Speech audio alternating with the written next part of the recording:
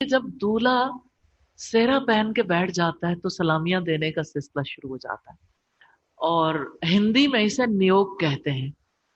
सबसे पहले मामू सलामी देता है। तरतीब भी मुकर्रर है, जो हजारों और लाखों की शक्ल में होती है। कभी हजार होते थे, अब अपने अपनी तौफीक के लिहाज से लोग इसे सलामी पेश करते हैं। और दूल्हा जब सलामी लेता है तो हाथ को माथे तक ले जाके सलाम करता है। यानी वो पैसे लेता है और सबको सलाम करता है। और यानी जिस हाथ में पैसे पकड़ता है, पैसे पकड़े पकड़े वो यूं सलाम करता है। ये सलामी होती है। साथ साथ अ, सारे इर्द गिर्द के लोग दूल्हा को देखते हैं और हंसी मजाक भी करते हैं। और खास तौर पर निकाह के मौके पर, यानी सेहरा बंदी का मौका भी हो सकता है, फिर जब शादी निकाह का मौका आता है, दूल्हा और दुल्हन को इकट्ठे बिठा कर सब घर वाले इकट्ठे होते हैं, खानदान वाले, मर्द औरतें सभी। और सलामियों का सिलसिला जब चलता है तो हंसी मजाक का सिलसिला भी शुरू हो जाता है। इसके साथ साथ समटाइम्स ऐसा होता है कि बहुत ऊंची म्यूजिक बजाया भी जाता है, बाजे शहनाइयाँ बजाई जाती हैं। लेकिन कभी ऐसा भी होता है कि म्यूजिकल ग्रुप्स भी बुलाए जाते हैं और वो घर वालों के पसंद के मुताबिक वही चीजें जो है लाइव उनकी तफन्नुन तबा के लिए पेश भी करते हैं। दुल्हन के घर जब बारात जाती है तो दूल्हा को अ, कभी कार में भी बिठाते हैं, कभी ऐसा भी होता है जैसे अब लेमोजीन में बिठाते हैं, या कभी बग्घी पे बिठाते हैं, कभी घोड़े पे उसको सजाया जाता है। और असल बात यह है कि ये भी देवताओं की मुशाबियत है। हिंदुओं में देवता को अगर आप देखना चाहें, अगर आप गूगल से सर्च करना चाहें तो आप देख सकते हैं देवता को वो किस मंजर में पेश करते हैं। किसी रथ पे, किसी घोड़े पे।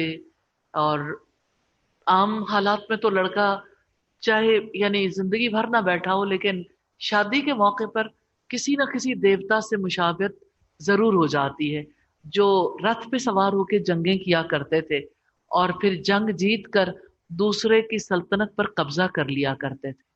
तो ये भी एक जंग की तरह का नक्शा है, शादी का नक्शा। अब चूंकि दुल्हन के घर जा रहे हैं फतह करने के लिए, और रियली सारी सोच ही ऐसे होती है। जितने काम किए जाते हैं वो भी इसी तरह से, जैसे आप ये देखिए कि जिस वक्त बारात पहुंचती है तो अचानक पता चलता है, कभी फायरिंग शुरू हो जाती है, कभी बहुत जोर जोर से बैंड बजना शुरू हो जाता है, कभी गोलाबारी शुरू हो जाती, कभी आतिशबाजी शुरू हो जाती। पता लगता है कि यहाँ पे कोई सल्तनत फतह हो गई है, कि फाते आ गए हैं यहाँ पे, और सारे लोग इसी तरह से पहुंचते हैं। जरूर देखना चाहिए ऐसे एहसासात और ऐसे मामलात में अल्लाह ताला ने अपने रसूल के तवस्सुत से हमें क्या सिखाया है।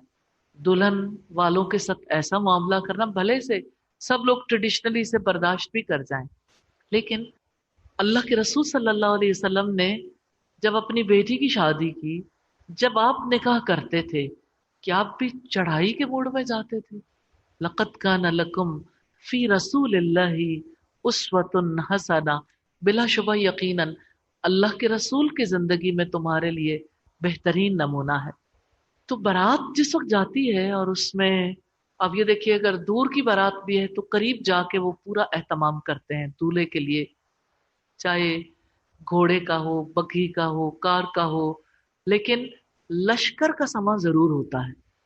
लश्कर जो नक्कारे बजाता हुआ हमला करने के लिए मैदान में उतरता है, और बाराती बहुत नखरे के साथ, तम तमाक के साथ दुल्हन को लेने के लिए पहुंचते हैं।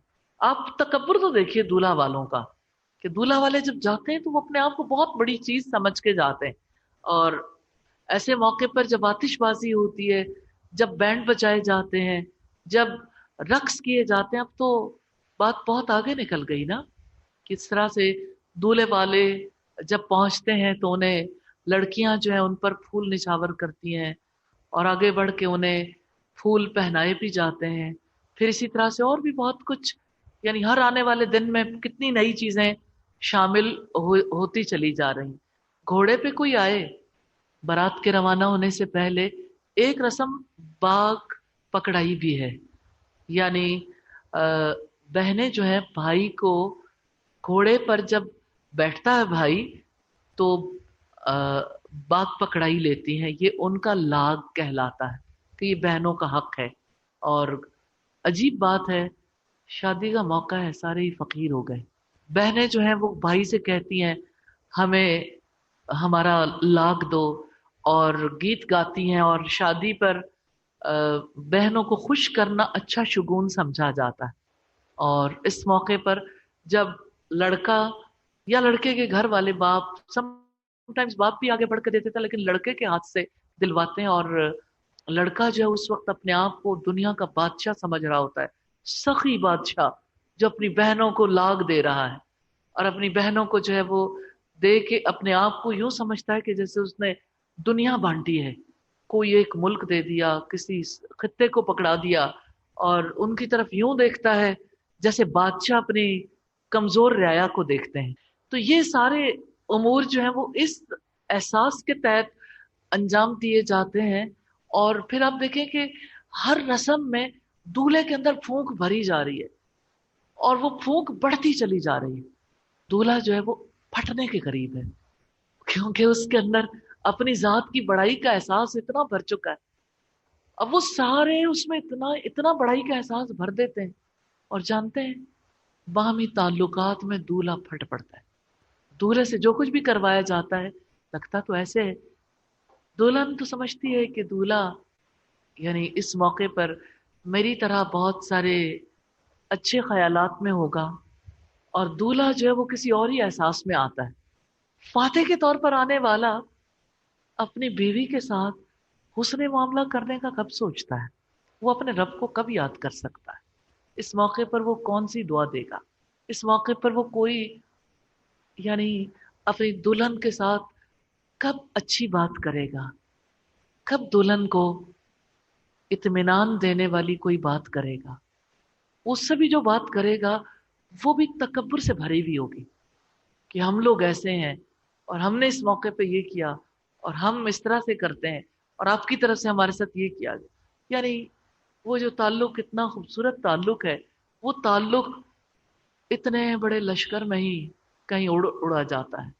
और वो मोहब्बतें और वो राहत का जो ताल्लुक है, और वो जिसके बारे में रब्बुल इज़्ज़त ने फरमाया वजाल बैनकुम मवद्दतन व रहमा, और तुम्हारे दरमियान उसने मवद्दत और रहमत रख दी।